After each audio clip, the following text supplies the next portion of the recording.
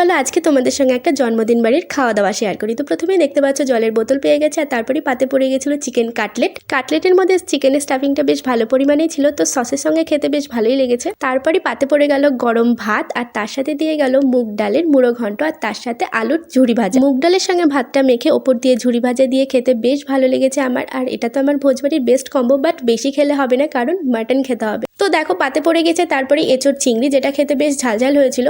পেছন পেছন চলে এসেছে ফয়েল পেপারে মোড়ানো এরকম কাতলা ভাপা, যেটা খেতে খুব সুন্দর হয়েছিল। তো মাছটা খাওয়ার সাথে সাথে এখানে দিয়ে গেল স্যালাড আর ফ্রাইড রাইস, আর ঠিক তারপরেই চলে এসেছে মূল আকর্ষণ খাসির মাংস। আর পুরো রেয়াজি খাসি থাকায় খাসির মাংসটা দারুণ সফট হয়েছিল আর খেতেও খুব টেস্টি হয়েছিল। আমার তো এতটাই ভালো লেগেছে, আমি তো 2-3 বার মাটন নিয়েছি। আর এখানে অক্ষয় খাচ্ছে তুলতুলে থলথলে খাসি চর্বি, যেটা ওর অল টাইম ফেভারিট। জমিয়ে মাটন খাওয়ার পর শেষ পাতে চলে এসেছে ফ্রুট চাটনি ও পাঁপড়, আর ছিল 2 রকমের মিষ্টি, আর শেষে ছিল আইসক্রিম। ভিডিওটা ভালো লাগলে লাইক আর সাবস্ক্রাইব করে দিও।